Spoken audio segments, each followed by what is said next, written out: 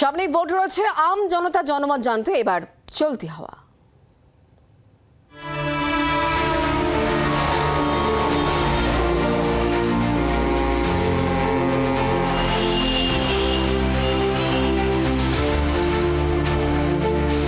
Vote বঙ্গে ছুটছে সবাই, ছুটছি আমরাও।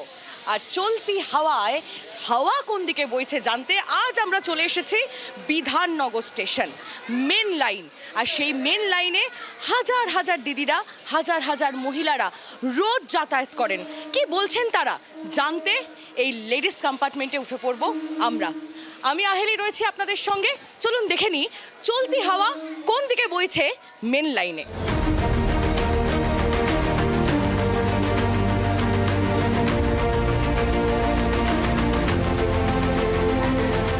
চলতি হাওয়ার সফরে এই মুহূর্তে আমি ট্রেনে উঠে পড়েছি, লেডিস কম্পার্টমেন্টে রয়েছি। বাইরে প্রচুর হাওয়া, ট্রেনের মধ্যেও হাওয়া। আর একটা হাওয়া বইছে রাজ্যে, জানেন তো, ভোটের হাওয়া। সেই ভোটের হাওয়া কোন দিকে সেটা জানতেই এই মুহূর্তে আমি রয়েছি এই দিদিদের মাঝে, যারা রোজ এই লোকাল ট্রেনে যাতায়াত করেন, তাদের নিজস্ব কর্মক্ষেত্রে যান এবং সেখান থেকে তারা প্রত্যেক দিন ফিরে আসেন।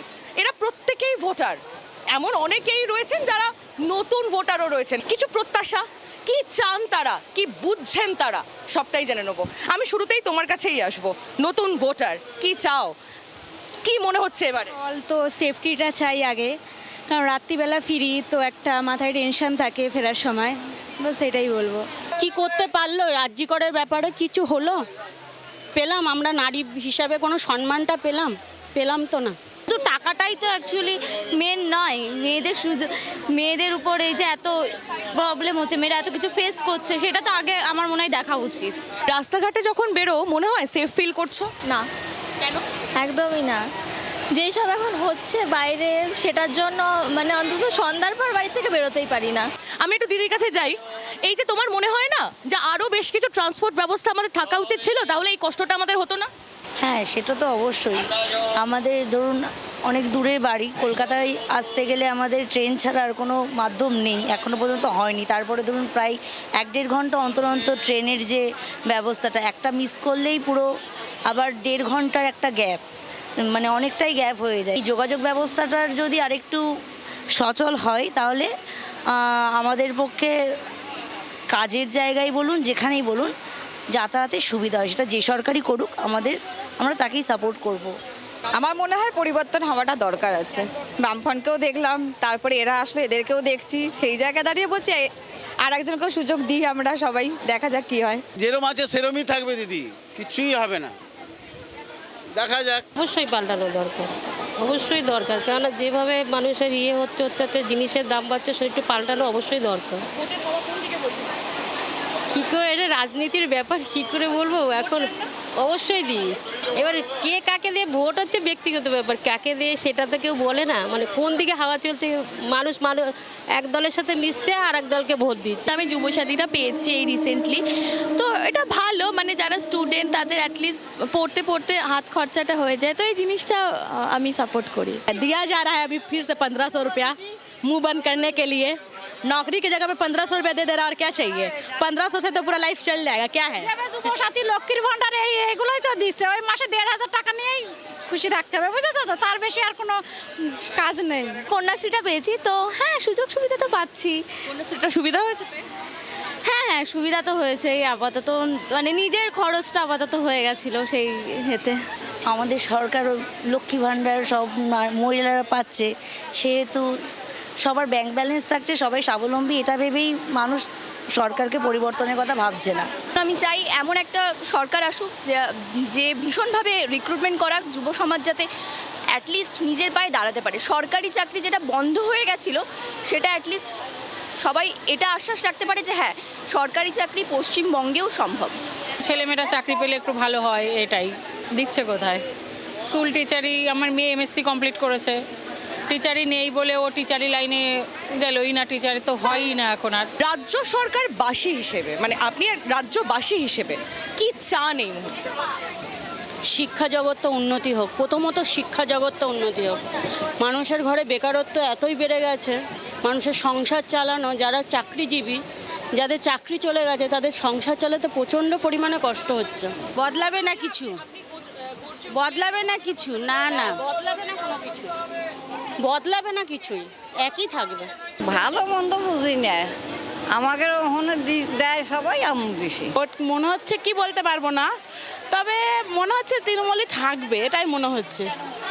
কেন মনে হচ্ছে এর আগে যতবার ভেবেছি যে না বিজেপি আসবে কিন্তু আসেনি, সেইতে বলছি না তৃণমূল মনে হচ্ছে যেন থাকবে। যেরকম আস্তে আস্তে গরম পড়ছে, ভোটের হাওয়াটাও সেভাবেই গরম হচ্ছে। আর বাকি বাড়িতে থাকলে, ব্যালকানিতে দাঁড়ালে পাড়া দিয়ে সব দলই যেভাবে যাচ্ছে বোঝা যাচ্ছে ভোট এসেছে। রাস্তাঘাটগুলো একটু পরিষ্কার হয়েছে, খানাখন্দ একটু কমেছে, স্কুটি চালিয়ে আরাম পাওয়া যাচ্ছে। সন্তানকে পড়াশোনা শিখিয়েছেন, চাকরি বাকরি করবে বলে তো একদিন চাকরি বাকরি পাবে? আছে, এখন পাবে কি না পাবে সে পরে দেখা যাবে। যাবে আপনার ছেলে মেয়ে ভিন রাজ্যে? তো এখন না হলে তাই যেতে হবে। এই রাজ্যে কোথায় কাজ আছে, কোথায় কাজ দিচ্ছে কেউ? ডাক্তার গায়ে হাত দিয়ে টাচ করেও দেখেনি, পাশ থেকে ডাক্তার নামটা জিজ্ঞাসা করে খাতায় নামটা লিখে ডাক্তার চলে গেল আঙুলিয়া হসপিটালে। আমার কত বড় ছেলে, 19 বছরের ছেলে, সেই মা কি করে লোকের বাড়ি কাজ করে করে ছেলে মেয়ে মানুষ করেছে। স্বামী থাকে না, স্বামী চলে গেছে অনেক দিন। হসপিটালে কেন যাবো বলো? কোনো সাহায্য আছে আমাদের গরিব মানুষের? আমরা লোকের বাড়ি কাজ করে খাই, আছে কিছু? কিচ্ছু নেই আমাদের জন্য। যাদের টাকা আছে, মাথায় তেল আছে, তাদের সব আছে, আমাদের জন্য কিচ্ছু নেই। রাজ্যের মুখ্যমন্ত্রী, তিনি স্বাস্থ্যমন্ত্রীও। দিদিরা অভিযোগ করছেন তার সন্তান চোখের সামনে ছটপট করে মারা গেছেন, চিকিৎসা পাননি। ঠিক এই অভিযোগই এই মুহূর্তে মেন লাইনের যে সমস্ত দিদিরা যাতায়াত করেন লোকাল ট্রেনে, তাদের কাছ থেকে উঠে আসছে। চোখের জল এক মায়ের, সেটাও এই মুহূর্তে জি 24 ঘন্টার পর্দায় আপনারা দেখলেন। অভাব অভিযোগের ঝুলিটা অনেক বড়। জেনেমের নাম শুনেছেন তো, কল্যাণী? তো ওখানে দিন গেলেই তো মানুষ মারা যাচ্ছে।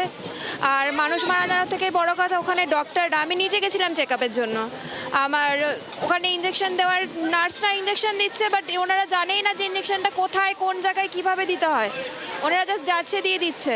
আমার নিজের মাসি গেছে, তাকে নিয়ে ভর্তি করিয়েছি, সে আর জ্যান্ত ফিরে আসেনি, মারা গেছে। যার হাতে লোক আছে তার হয়ে কথা বললে ডাক্তারের সাথে, তাহলে ডাক্তার ভালো ট্রিটমেন্ট করে, আর না হলে করে না। এরকম হয়েছে, গেছো? হ্যাঁ হয়েছে।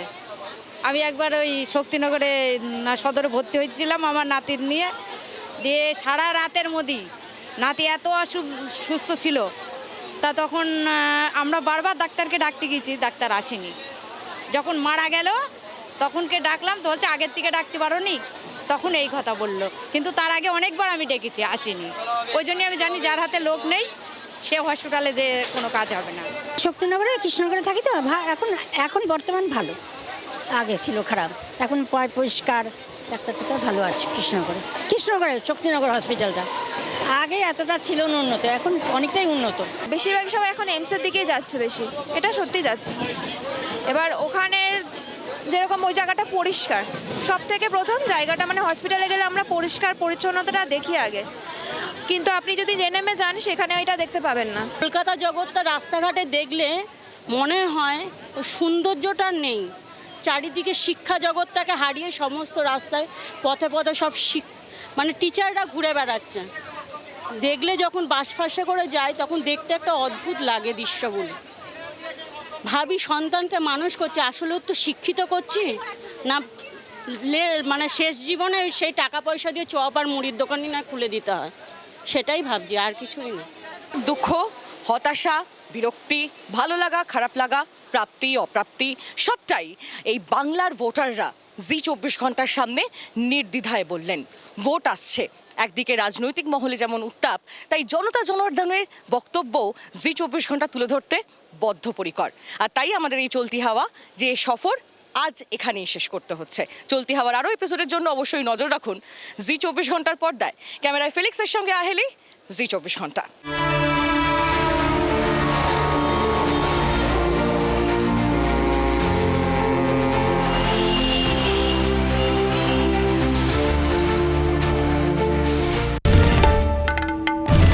বাংলার আওয়াজ, বাঙালির আবেগ, জি 24 ঘন্টা।